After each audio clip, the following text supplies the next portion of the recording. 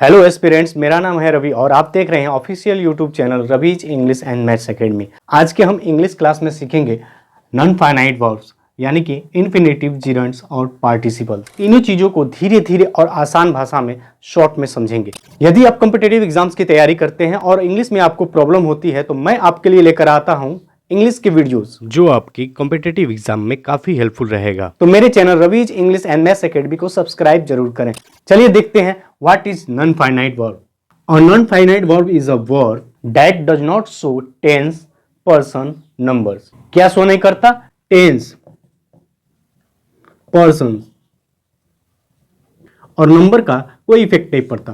Tense की बात करें हम, जैसे कि present tense, past tense, future tense. Person की बात करें हम, फर्स्ट पर्सन, सेकेंड पर्सन और थर्ड पर्सन। और स्टूडेंट्स यदि बात करें हम नंबर की, जैसे कि singular number, plural number. Grammar में ये सभी चीजें बहुत ही इंपॉर्टेंट है किसी भी सेंटेंस को बनाने के लिए। चलिए इसे एक एग्जांपल से समझते हैं। I like to read. Sentence में नॉन फाइनाइट वर्ब कौन सा है? रीड। यहां आई सब्जेक्ट है, फर्स्ट पर्सन है। अगर हम बात करें नंबर की तो ये सिंगुलर नंबर है और इस सेंटेंस में नॉन फाइनाइट वर्ब का यूज किया गया है रीड। अगर इस सब्जेक्ट का मैं पर्सन चेंज कर दूं, आई की जगह पर वी लिख दूं, we like to read. Read पे इस सब्जेक्ट वी का कोई इफेक्ट नहीं पड़ा। अगर इस सेंटेंस में यू का यूज करता हूं तो सेंटेंस हो जाएगा यू लाइक टू रीड। यहां नॉन फाइनाइट वर्ब पर कोई इफेक्ट नहीं पड़ा। इसका मतलब हुआ a non finite verb is a verb that does not show tense, person और नंबर। अब बात करते हैं हम types of non finite verbs. There are three main types of non finite verbs. First infinitive, second gerund and third is participles. सबसे पहले बात करते हैं फर्स्ट टाइप की, what is infinitive? An infinitive is the base form of verb, usually with to. infinitive वो होता है जो verb का बेस फॉर्म होता है। बेस फॉर्म कौन सा होता है? जैसे कि it, रन, ये सभी बेस फॉर्म हो गए। इससे ही हम वर्ब 5, वर्ब 4, वर्ब 3, वर्ब 2 बनाते हैं। इसे आप वर्ब 1 के रूप में भी जानते हैं। अब हम बात करते हैं एक सेंटेंस में इन्फिनेटिव किस फॉर्म में आते हैं। जैसे कि आपको देखने को मिलते हैं 2 + V1, V1 यानी बेस फॉर्म। जैसे एक एग्जांपल लेते हैं, I want to learn English. इस गिवन सेंटेंस में इंफिनिटिव कहां आया है? To learn. यहां टू के साथ वर्ब 1 का यूज किया गया है जो कि बेस फॉर्म है वर्ब का। सेकेंड फॉर्म की बात करें तो बेयर इंफिनिटिव के बारे में आपने सुना होगा। बेयर इंफिनिटिव का मतलब सेंटेंस में वर्ब आएगा, बेस फॉर्म में आएगा यानी V1 के रूप में आएगा और उसके साथ टू का यूज नहीं किया जाएगा। जैसे एग्जांपल से समझते हैं, इसमें इंफिनिटिव कहां आया है? वेट। ओके स्टूडेंट्स, ये तो बात हो गई फॉर्म्स की। अब बात करते हैं यूजेज ऑफ इन्फिनेटिव। यूज है इन्फिनेटिव का after verbs like hope, decide, plan. जैसे कि एग्जांपल से समझते हैं, he went to Delhi to study. इस सेंटेंस में इन्फिनेटिव कहां है? To study. ओके स्टूडेंट्स, यहां 2 + वर्ब 1 का यूज किया गया है। Second use to express purpose और आफ्टर एडजेक्टिव। जैसे कि I am happy to help you. इस सेंटेंस में इन्फिनेटिव कहां आया है? To help you. Okay students, अब बात करते हैं जिरंड के बारे में। फोर्थ टॉपिक है what is gerund. A gerund is ING form of a verb. जैसे कि गो का गोइंग। लेकिन स्टूडेंट्स ये फॉर्म दो रूप में होते हैं। एक तो V4 के रूप में जिसका उपयोग हम वर्ब के रूप में करते हैं, लेकिन इसका उपयोग जिरंड के रूप में भी होता है। यानी कि जिरंड वर्ब का वो फॉर्म है, कौन सा फॉर्म? आईएनजी फॉर्म, जिसका यूज नाउन की तरह किया जाता है। अब आपको कंफ्यूजन नहीं होगा कि कब ये वर्ब की तरह काम करेगा और कब ये जिरंड की तरह काम करेगा। जब ये आईएनजी फॉर्म नाउन की तरह यूज किया जाएगा तो ये जिरंड कहलाएगा। It means a gerund is the ING form of a verb used as noun. और स्टूडेंट्स आपके कॉम्पिटिटिव एग्जाम में जिरंड से मैक्सिमम क्वेश्चन बनकर आते हैं। अब बात करते हैं uses of gerund. Point 6 first use है इसका as subject of a sentence, sentence के सब्जेक्ट के रूप में। जैसे स्विमिंग इज गुड एक्सरसाइज, इस सेंटेंस में जेरेंड का यूज कहां किया गया है? स्विमिंग, यहाँ एक सब्जेक्ट के रूप में कार्य कर रहा है, यहाँ ये नाउन की तरह यूज हुआ है। ओके स्टूडेंट्स, अब बात करते हैं सेकेंड यूज के बारे में, as object of a verb, यानी कि एक वर्ब के ऑब्जेक्ट के रूप में। और थर्ड यूज है आफ्टर प्रीपोजिशन।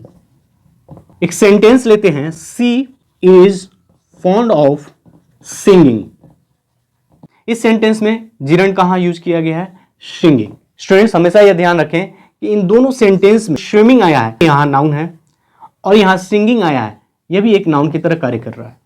यानी आईएनजी फॉर्म जब नाउन की तरह कार्य करे उसे हम जिरंड कहते हैं। और सबसे इंपॉर्टेंट बात कि आपसे क्वेश्चन पूछा जाता है इंफिनिटिव वर्सेस जिरंड पे, यानी इंफिनिटिव और जिरंड में क्या अंतर है, यूजेस के बेस पे, फॉर्म के बेस पे और रूल्स के बेस पे। Seventh point, gerund versus infinitive, gerund और इंफिनिटिव में क्या डिफरेंसेस हैं, चलिए चीजों को समझते हैं। स्टूडेंट्स इस बात को ध्यान रखिएगा कि जिरंड और इंफिनिटिव यहां बात की जा रही है वर्ब की, न कि नाउन, प्रोनाउन या अदर थिंग्स की। ओके स्टूडेंट्स, एक वर्ब लेते हैं स्टॉप, अगर इससे हमें जिरंड फॉर्म करना है तो क्या बोलेंगे?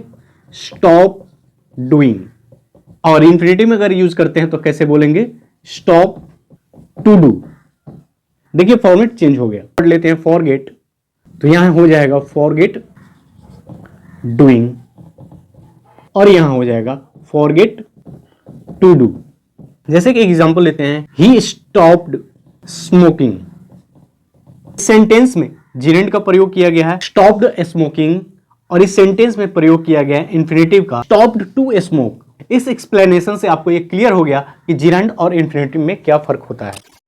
Participle, what is participle? Participle is a verb form used as an adjective. और आपके कॉम्पिटिटिव एग्जाम में किस तरह के पार्टिसिपल्स पूछे जाते हैं? मेनली आपको दो तरह के पार्टिसिपल पूछे जाएंगे, एक तो प्रेजेंट पार्टिसिपल और second past participle. Present participle की फॉर्म की बात करें जैसे कि आईएनजी फॉर्म, जैसे कि अ क्राइंग बेबी, इस सेंटेंस में क्राइंग एक एडजेक्टिव का कार्य कर रहा है, विशेषता बताता है। बेबी यहां नाउन हुआ और यह एक एडजेक्टिव हुआ। वैसे ही second sentence walking along the road he fell, यहां वॉकिंग एक प्रेजेंट पार्टिसिपल के रूप में कार्य कर रहा है। अब बात करते हैं पास्ट पार्टिसिपल की। इसका फॉर्म जो होता है वर्ब के थर्ड फॉर्म होता है, जैसे कि गो वर्ड का गो, वेंट, गॉन। गॉन जो है वर्ब 3 है, पास्ट पार्टिसिपल है। वैसे ही एक एग्जांपल से समझते हैं, अ ब्रोकन चेयर, चेयर कैसा है? टूटा हुआ है। यहां चेयर की विशेषता कौन बता रहा है? ब्रोकन। यहां एक एडजेक्टिव की तरह कार्य कर रहा है, लेकिन ये पास्ट पार्टिसिपल में है। The written letter was sent, कैसा लेटर भेजा गया? रिटन लेटर, यहां एक पास्ट पार्टिसिपल के रूप में कार्य कर रहा है। अब स्टूडेंट्स अब बात करते हैं पार्टिसिपल फ्रेज की। Point number 11, a participle phrase begin with a participle and gives extra information, जैसे कि being tired he slept early. He slept early full sentence है, लेकिन इस सेंटेंस से पहले पार्टिसिपल फ्रेज आया है बीइंग टायर्ड, ये एक्स्ट्रा इंफॉर्मेशन दे रहा है इस सेंटेंस के बारे में कि वो ज्यादा थक गया था इसलिए वो पहले सो गया। सेकेंड सेंटेंस है having finished the work he left, वह चली गई, ये कंप्लीट सेंटेंस है, लेकिन इससे पहले पार्टिसिपल फ्रेज आया है हैविंग फिनिश्ड, ये एक्स्ट्रा इंफॉर्मेशन दे रहा है किसके बारे में? कि वो काम कंप्लीट करने के बाद चली गई। ये तो हो गए सभी रूल्स। अब बात करते हैं एग्जाम में कैसे क्वेश्चन बनकर आते हैं और उन क्वेश्चंस को कैसे इस रूल के अनुसार सॉल्व करेंगे, चलिए देखते हैं। Common error for exams, first sentence है I am interested to learn, और इस टॉपिक से यानी non finite verb, infinitive, gerund, participles, इस टॉपिक का अलग अलग प्रैक्टिस कराया जाएगा। उन सभी प्रैक्टिस सेशन में अभी तक कितने एग्जाम में क्वेश्चन बनकर आए हैं इंफिनिटिव से, जिरंड से और पार्टिसिपल से, उन सभी चीजों को वहां पे लगभग 50 क्वेश्चन सोल्व करके सीखेंगे। अभी हमने जितने रूल्स को पढ़े हैं उनमें से कुछ इंपॉर्टेंट रूल्स है। जिरंड, जिरंड जो है हमेशा नाउन की तरह कार्य करता है। इंफिनिटिव हमेशा पर्पज को या इंटेंशन को दिखाता है।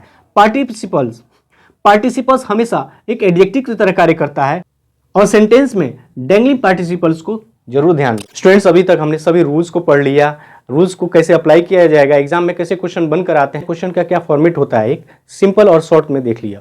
अब हम बात करते हैं एग्जाम टिप्स के बारे में। एग्जाम टिप्स आपके लिए, identify function before choosing form.